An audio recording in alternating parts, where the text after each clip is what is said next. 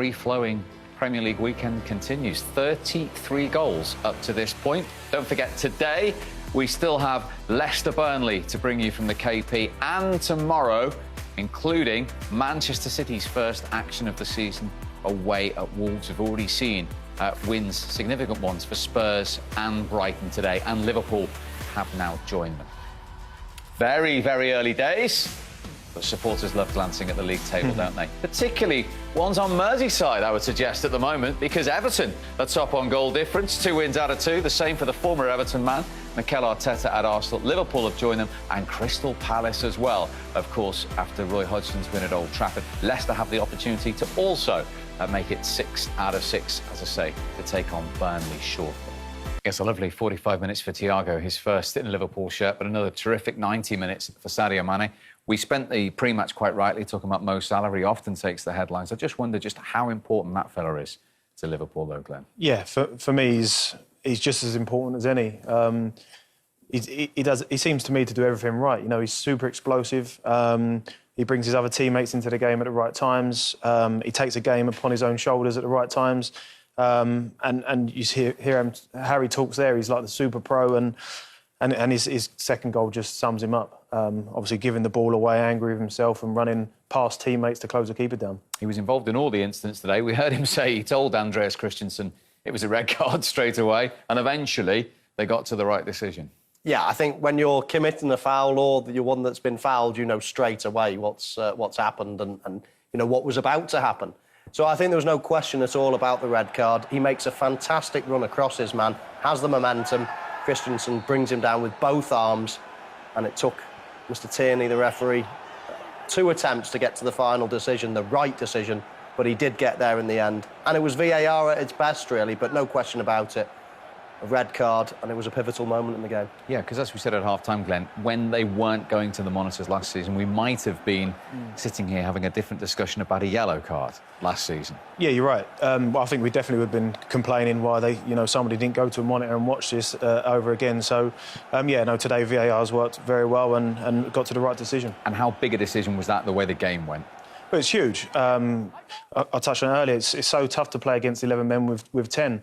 I'm sure Liverpool at that moment would have been, within themselves over the moon, thinking right now we're going to get on the ball. And once they played against a 10 after the second half kickoff, they ramped it up and got their goals and put the game to bed. How much did you enjoy then Liverpool's first goal, the build up to it? It was brilliant, and it was classic training ground stuff, really. I mean, the build up was great, keeping the ball. But just the last little movements, the little 1-2, the run across the defender was top class. Thiago was dictating play as soon as he came on, as we expected to. But look, when they get into these final thirds, they up the speed, up the tempo, and I just love the run from Sadio Mane. If you've got a defender, if you can see a defender's number, you've got him. You've absolutely got him. And Reece James was in the wrong position, didn't open his body out, and all of a sudden he goes from behind him to nicking in front of him. The timing of the run was perfect, and the header was brilliant as well. I mean, he was the difference today, as you said, Steve, involved in all the big moments of the game. That's the striker's point of view. You said Reece James was in the wrong position, the current Chelsea right back. Let's ask the former Chelsea one. How difficult is that to defend against? It's difficult. Sometimes you play against top players and top teams and they score great goals, and sometimes there's nothing you can do about it. But for me, it starts with Alonso. You know, as a 14-year-old boy, playing in fullback, you get told to follow the runner, don't worry about the ball, because you know it's going to be a 1-2. And as Firmino sets the pass off to Salah, Alonso keeps watching the ball and it just completely switches off, and then he's out the game. And then with Reece James, not once does he check his... He can also see the 1-2 happening on the other side of the pitch, and he doesn't check his shoulder at all. And then, like Mo saying, if the striker comes quickly across you, you've got no time to react, and then there's nothing you can do about it. So I think this is the moment they could have stopped it. After this, there's nothing they can do.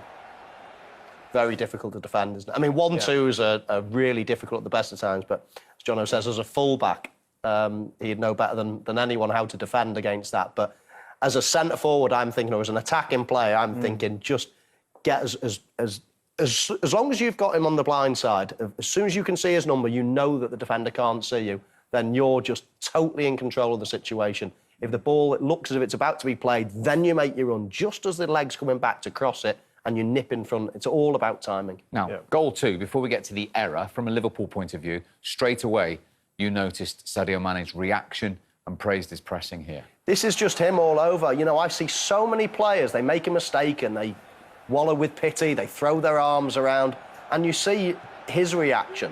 He jumps in the air and then all of a sudden, so that's a little tiny split second of frustration. And then straight away, heads on it, right, I'm going to atone for my error. Look at this, the way he sort of just jumps, a little bit of frustration, and now what? What am I going to do about it? Stand there and cry about it? Or get on the front foot, go and attack, go and try to close the ball down? He's ran past Firmino, and you see Firmino pointing as well, saying, you close that one down, I've got this one covered. And that's exactly what he does. He blocks the pass, and of course it's a big mistake, but he's forced that mistake, Sadio Mane. Unfortunately, it's another mistake from the fellow we were talking about before kick-off in the Chelsea goal. Yeah, unfortunately it is. And again, I don't know, you can't defend him. Obviously, he can see Mane's running right down his throat, so it's not like he catches him and doesn't see him. He can see him coming from a long way away, and with a keeper with low in confidence, you'd like to think, you know, just put your boot through it and then just get everyone up and get behind you. But and to be fair, I think he made a couple in the first half as well in terms of being, you know, positional play. But obviously those didn't lead to anything, so he got away with it. But you clearly can't make little passes like this around your 6-yard box. Yeah, and this is what you were saying before the game about his levels of confidence, understandably so, given what's happened in big games. Yeah, exactly. And this is one there. He needs a sort of the awareness. When he sets off, he should realise where the ball's going and think, well, my fullback will get back in time and let him deal with that, and then just stay in goal and just stay in control and dictate, as opposed to, you know, rushing out. And I think he's just too eager to do the right thing that he's actually making the wrong decisions. There are reports out there suggesting Edouard Mendy from Rennes is going to arrive sometime in the next 7 days. Would he go straight in, do you? Does Kepa need a little bit of a rest, Glenn? Well, I can't imagine that they'd sign someone like that and to not play. Or if you could attract a player like that to come and, you know, tell him that he's going to fight for his place. But it's a difficult one because obviously we all know how much Kepa cost the club. You know, he's obviously on a big contract.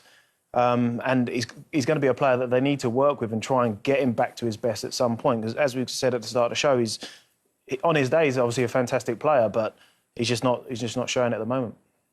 OK. Reaction still to come, and it'll be very... And there you have it. He's seen a lot of individual positives today. Would you go along with that? I'm top of my head, I'm struggling to think who, but overall, I don't think the team performed bad. I think he's right in terms of saying, you know, obviously the red card, of course, it changed the game, but if you take away the goalkeeper's error and Jorginho normally puts away his penalties, it does change the context of the game. And as I touched on, 10 men against Liverpool is very, very tough. And I think they carved out probably 2 or 3 good chances in the second half. So I can see why he sounds a bit positive. Yeah, you've got to put a positive spin on it. It's the start of the season. This team is only going to get better. As I said before the game, probably for Liverpool could be the ideal time to play Chelsea. You know, there are a lot of new players coming in. They're going to find their feet. I wouldn't fancy playing them at the end of the season. This team has got so much individual talent. They could really be the fly in the ointment in terms of challenging the likes of Liverpool and Manchester City for the title. However, it's going to take a little bit of time for those players to gel.